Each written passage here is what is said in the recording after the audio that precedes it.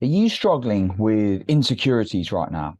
Well, today I'm going to share an approach to work through these. And if you stay until the end, I have an extra special point for you then. Now, just before we dive in, I want to let you know about a limited opportunity to work with me personally one-to-one. Now, I only have a couple of spots with this left. This is for business coaching. So if this is something you've been thinking about launching your business, just check the link below this podcast episode. More on that later. So in terms of my life and insecurities, I was reflecting on this today, and these things can pop up for me right now, like not serious insecurity, like what are people thinking of me and all these kind of things. Else, obviously, I wouldn't be running a self-esteem and confidence podcast. It's not to say I haven't had serious challenges with that in the past, though. I used to be so scared to introduce myself or say something in front of people, particularly in the workplace when I was new. I just got really self-conscious and I was really insecure, like what do people like disapprove of me, all these kind of things. And in school, I used to be like, oh, what will the girls think of me and my like when I did my hair or whatever. And those insecurities have been in my life. But like now, those kind of things don't come up because obviously the work I've done on myself. Yet, if I do something new or outside of my comfort zone as I grow, there is a chance the odd insecurity can pop up. And it's an ongoing process to work through. And I'm currently running a challenge, and it's something I'll keep emphasizing on the challenge to people that they really have to go to the emotional gym every single day. We go to the physical gym. Well, you may or may not do. You might go for a run or something else. Obviously, hoping you're exercising because obviously it's pretty essential for being healthy. Yeah. Do you always go to the emotional gym? Well, the emotional gym's the same. If you get challenges in life and then suddenly a massive event comes at you and you've not been training yourself emotionally, then it's going to be even harder. Of course, like if something like a grievance or an accident happens, it's going to be hard no matter how much you're training yourself. Yeah, when the slightest, smallest things can knock us off, and I used to be like this, slightest, smallest things come along, we can be knocked off and go emotionally all over the place. And that used to be me a lot of the time. So make sure you're training yourself. And yeah, like I train myself a lot to emotionally work through things. And it's really important the more you grow, the more you do this, because you're going to have bigger challenges the more you expand. So why is it we have insecurities? Well, I'm studying myself, studying other people, and obviously studying this subject. It happens as we want approval from a young age. We have our parents, our guardians, or whatever to kind of depend on.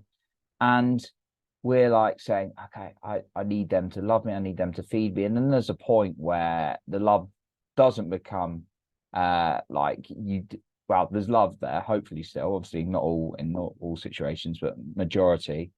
But we have to do certain conditions to behave and get approval.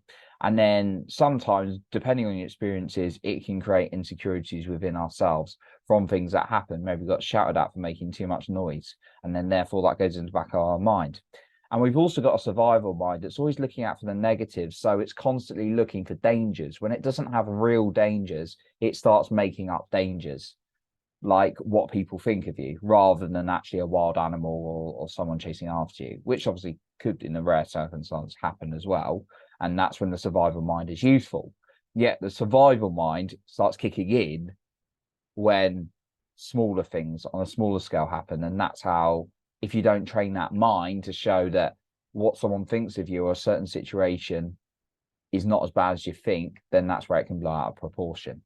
So we're going to go into a couple of points in a minute, but I want to ask you, how is it serving you by just keeping your insecurities there and letting them bottle away and then just rising up and going through the same things and just getting insecure about things? Well, it didn't help me.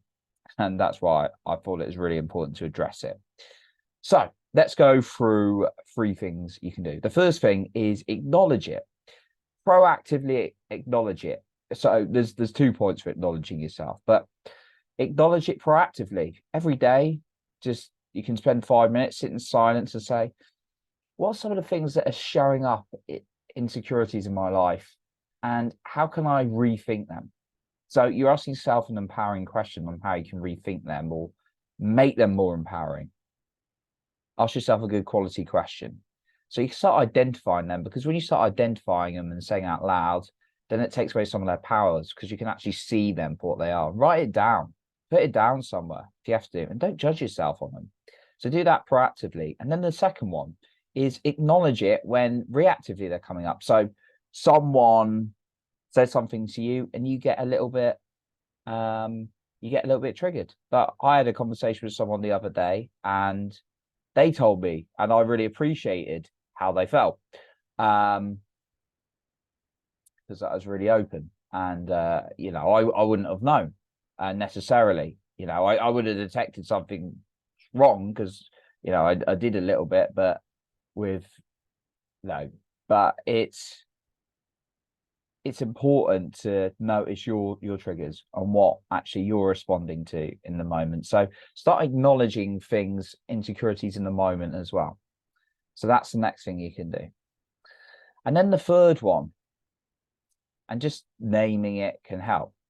And then you don't have to say it out loud. You can say it in your head, you can write it down, and then asking yourself, like, what's the truth behind, like, why is this false? Ask yourself a good quality question. Why is this false? Okay. And then the third one, acknowledge with someone else. And I think this is a really important one to emphasize. I want to be really clear. Don't share your insecurities at the wrong time in the wrong place with the wrong person, okay? And this sounds common sense, but not everyone's always got common sense or uses it, okay? So if you're insecure, let's use some examples. Use someone you can trust and makes you feel good. So say you're in like a workplace and you've been promoted, you're a manager, and you feel really good and you've got a big team. And you're really insecure. Oh, like, can I lead them? Do I already have this ability? Going around the office and saying, oh, I feel like I've got a huge amount of self-doubt. I don't feel worthy to do this. It's not going to instill a good degree of confidence within your team. However, you may have a one-to-one coach. You might have your manager that you can talk to about this and say how you're feeling. And just acknowledging it is going to make you feel better. Another example is in the dating world. I wrote a blog on this the other day, not on just dating, but on insecurities. So say you're on a date with a pretty girl or a guy you like or whatever, someone you're really into, and you then suddenly start, like, you get really nerves, which is normal, of course, and then you start saying out loud to them, oh, I'm really insecure, I feel really nervous, I don't feel like I'm worthy of being here, you're too good for me. And surprisingly, I hear of people who do it, right? That's not a good way to, there's vulnerability, and this is what I'm talking about, being open and honest with yourself and someone you trust. That's not the right time or place. You can talk to your best mate or best friend or best girlfriend or whatever, or maybe someone in family, or maybe a coach or someone like that, in confidence, and someone you can have this open conversation with, but you wouldn't tell them. Like, maybe at a later stage you can share, like, if you got into a deeper relationship or something. But sharing some of your insecurities out loud, both to yourself and someone you can trust and who will listen to you, is some of the best ways I found personally to respond to insecurities, because then you can start seeing it for what it is. And then the person, if they're they're a good person, they can start challenging it with you, help you start challenging it. So those are the 3 points I wanted to share on dealing with insecurities. It's about labeling it and admitting it. You've got it. I've had to admit it so many times. Even the last year, I've had to admit insecurities I've had. And one thing I'll also share is insecurities, for me personally, and talking to many people, they arise the most in the area that I just used as an example of dating and relationships. That's when so if you're going through that, like whether you're starting to see someone, whether you're in a relationship with someone, whether you just split up with someone, or whether it's a tough relationship at the moment, insecurities is without doubt the strongest in that area that I personally found as well. So if you're going through that, it is normal to experience, but you know, you've got these things to talk to other people about as well. And obviously, the further you're in with